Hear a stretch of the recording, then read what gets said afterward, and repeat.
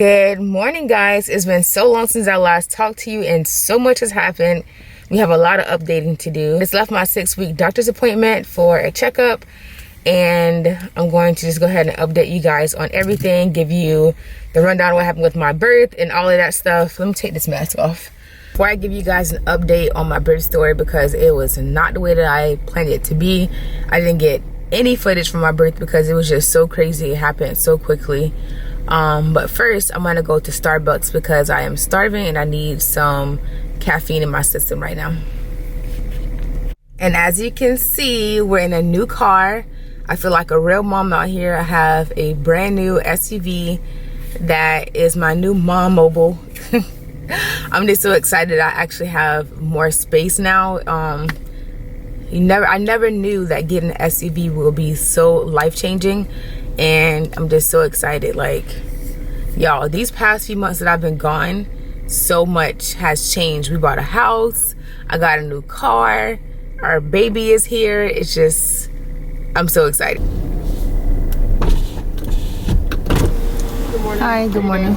Good, how are you? Good. What can I start for you? May I have a venti matcha iced green tea latte with the almond milk? Latte with, what was it? Almond milk. Almond milk, okay. And may I also have the turkey sandwich? So reduce that turkey bacon? Yes. You got it. All right. Anything else for you? That's it. Awesome. Can we turn up to it? The window? Okay, thank you. Obsessed, baby. Your girls think that I'm tripping. I think they should all be getting from around you, baby. Who else you need, baby? My heart got me paranoid.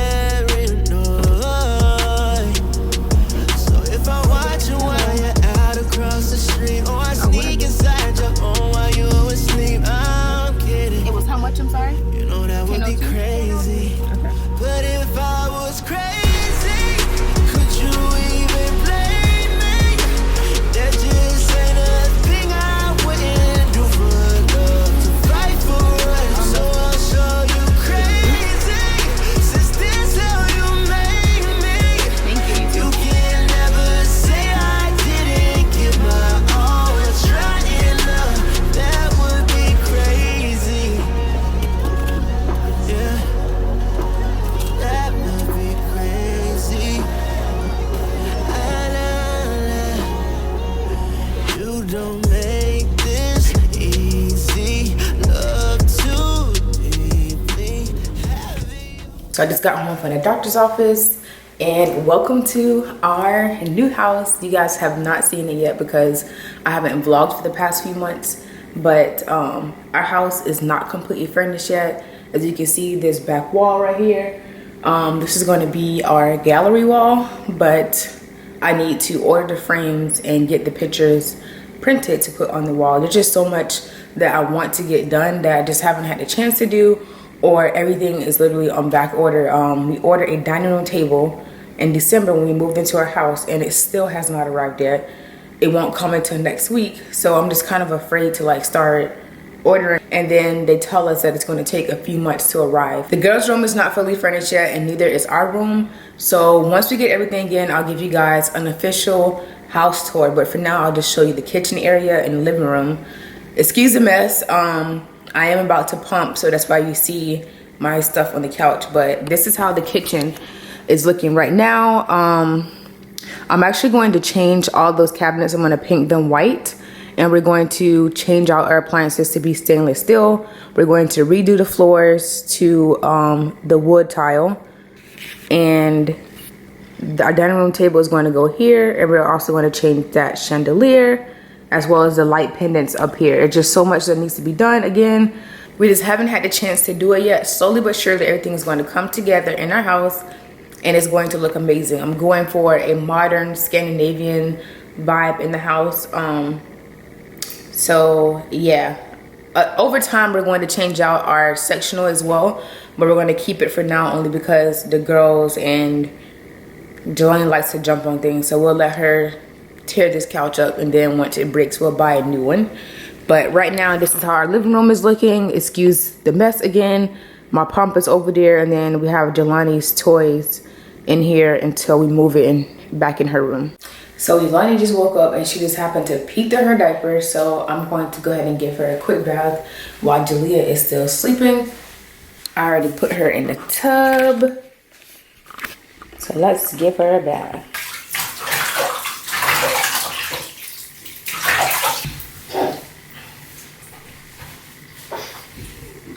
Hi. Say hi to the vlog. Say hi. See, I just woke up. Now it's time to eat breakfast. Yours. Yeah. So cold. Come on, let's turn around and do your hair. There. Turn around and do your hair. What color are the strawberries? There. What color are they? There. Say red.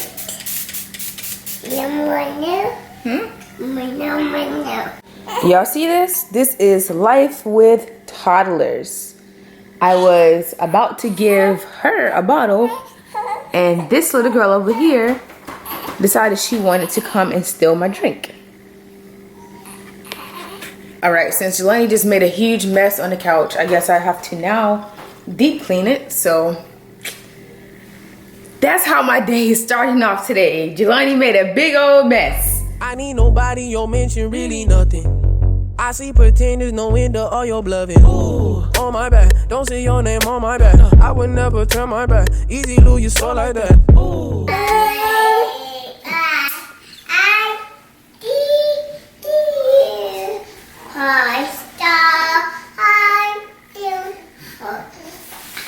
A, B, C, D. What's next? E, F. Say hi, Delia. Hey, pretty mamas. Good morning, guys. So it's actually a week later. I forgot to end the vlog last, but I wanted to go ahead and give you guys a rundown of my labor and delivery story because it was kind of crazy. So prior to me actually going into the hospital to have the baby, I went to my 36-week appointment. I was telling my doctor that I was having contractions like every 10 minutes, but for some reason they would never ever get close together. So this lasted for about 2 weeks. I was having contractions every 10 minutes and it was happening pretty much every single day. And then, you know, as usual, you go to the doctor and you complain about contractions, they always say, well, make sure you drink enough water. What are you doing, Jelani? Make sure you drink enough water and this and that. So I was drinking a lot of water, but I was still having these contractions that just literally would not go away. The doctor was saying that I was just having false labor. So I was like, okay, whatever. But I was like, at this point, I'm just ready to have this baby because I'm tired of having contractions. But then my husband got sick. He went to the doctor and turns out he was COVID positive. So although I was having these contractions nonstop, I was literally praying that I did not go into labor because he was really, really sick. He had to be admitted to the hospital. And then a few days later, I also tested positive. As much as I was ready to have this baby because I was just over having these contractions on top of the back pain and hip pain, I was just ready. I did not want to go into labor alone because my husband was sick.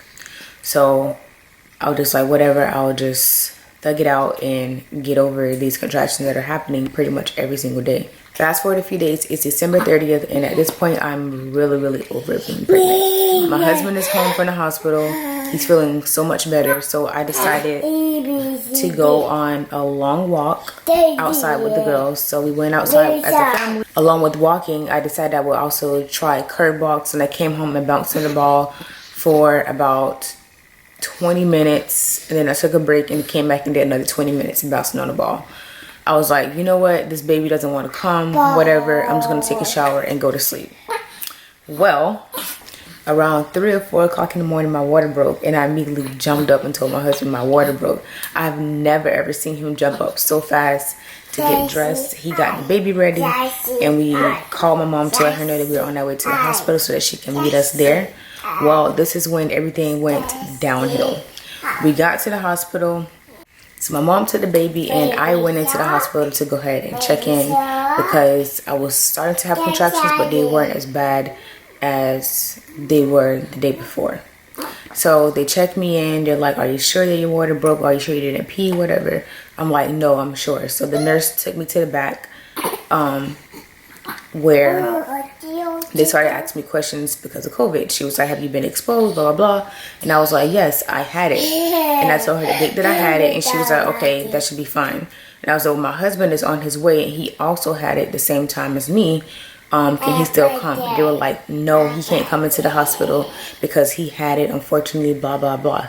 And I'm like, well, it's already past the quarantine time. Why can't he come in? And they were like, oh, it's just hospital policy. And I was like, whatever. But what really pissed me off is that after I said that, she started being rude about it. And I was just like, you know what? Whatever. It is what it is. Like, if he can't come, it sucks, but he just can't come. So she took me in the room to check me, to make sure that my water did break, which it did, like I told her. But she also checked me to see how far along I was. I was 4 centimeters, and she said I was complete. But I was just still upset because he couldn't come in the room. And he had my bag with everything in it as well as my camera. So I couldn't get any footage because I would have definitely recorded the whole thing to let you guys know like what a horrible experience it was. When she came back in the room, she told me that I could call someone that was negative to come in if I wanted. And at this point, I'm like, what do you mean someone that's negative? So you mean to tell me because I've already had it and it's been 2 weeks, you're treating me as if I still have it? Because the doctor did tell me that I could test positive for quite some time, although I already passed the time frame that I will be considered contagious. So you're telling me that you're going to allow someone that's negative to come in the room with someone that you consider to be contagious, but my husband can't come in? How does that make sense? Like, your hospital policy just... It was mind-blowing. Like an hour passed and they sent me upstairs to my labor and delivery room. And the nurse that I had there was freaking amazing. She came in, she asked me my story. I told her that I did have COVID, but fortunately it was only a mild case. I just had a cough and that was about it. But my husband, on the other hand, he was in and out of the hospital. And then she was saying how she felt really bad. She also had it. And she doesn't like the hospital policy because they don't allow anyone to come in the room. And she just kept apologizing and she did her best to make me comfortable. So she asked me if I wanted the epidural. Prior to me getting COVID, I had the intention that I did not want the epidural. I wanted to go 100% natural. But since my husband couldn't be there, I was like, I want to get the epidural because I want to be able to focus since I'm here alone. Now, while I was having this conversation with her, I told her that, yes, I'll go ahead and get the epidural. She put it in immediately. Mind you, that was 1 hour after I had already walked into the hospital. So that was 1 full hour. She put it in and she was like, oh, yeah, it should be here within like 30 minutes. 30 minutes passed. No epidural. The contractions are starting to pick up. They came in and did their test. The midwife came in and introduced herself. And I'm like, okay, whatever. I can hold off until the epidural gets here. And the reason why I also decided to get the epidural is because I was GBS positive. So they were giving me antibiotics through my IV. And they told me that after I got the second dose, they would go ahead and give me Pitocin to speed up the process for the baby to come. Well, my baby did not want to wait. I only had the first dose and I barely finished that because she was here. From the time that I checked into the hospital until I pushed her out was only 4 hours. That's it. 4 hours. That was insane because of my first baby. I was in labor for about what? I think it was 12 hours. But yeah, so she walked out of the room and then so some time passes, I'm on FaceTime with my mom, my grandmother and my husband, just talking to them, and then the contractions started to pick up to the point where I actually had to breathe through them in order for me to be able to get through. And the nurse came back in, because she saw the contractions on the little machine going up, and they were coming back to back. They were lasting like a minute long. Still no epidural. Now at this point, it's already 3 hours in, still no epidural. And she's like, I don't know what's going on. I'm so sorry. It's more than likely because they're short staffed due to COVID. I'm like, whatever, it's no big deal. I can breathe through them for now. We're now approaching our 4th hour, still no epidural. The anesthesiologist finally comes in, but at this point, my contractions are literally 1 minute apart. They're right on top of each other, and the nurse is trying to hold me still and make sure that I don't move.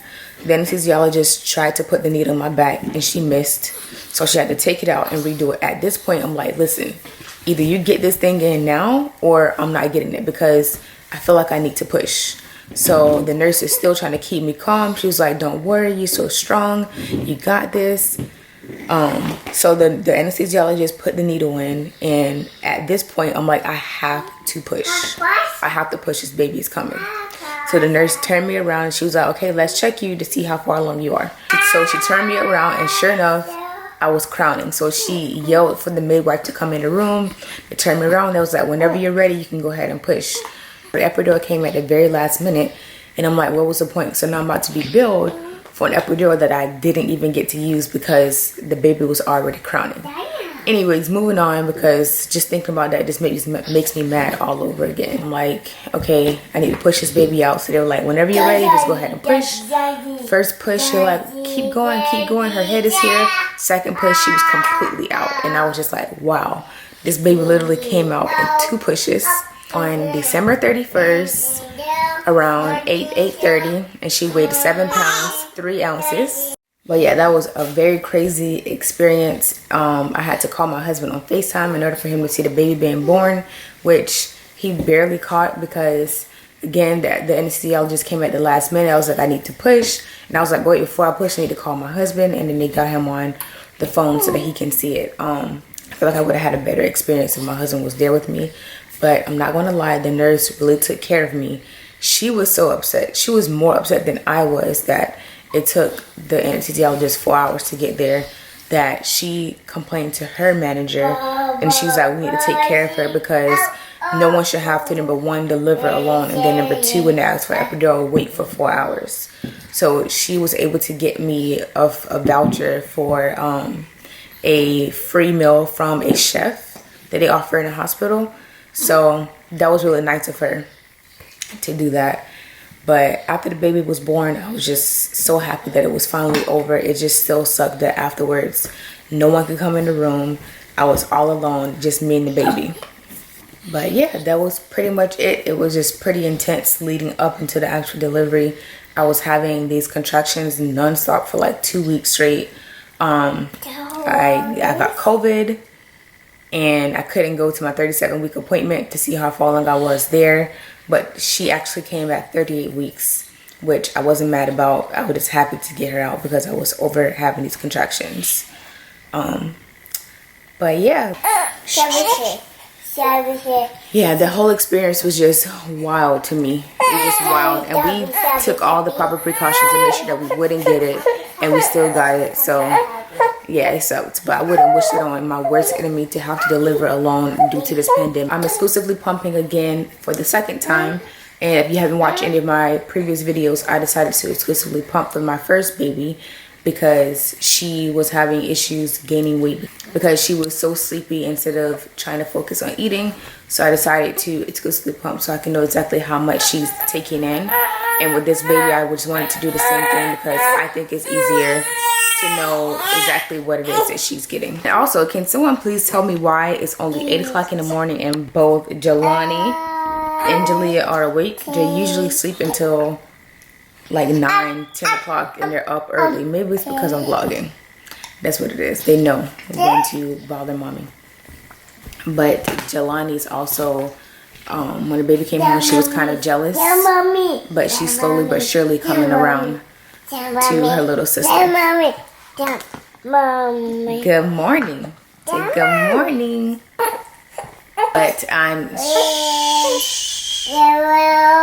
so excited to be back on YouTube. It's been quite some time since I uploaded. A lot has happened in that time frame and I just needed a little break, to be honest. And I hope you guys just stick around to follow me along in my journey. If you like this video, don't forget to give me a thumbs up and hit subscribe down below if you haven't already. And I'll see you guys in my next video.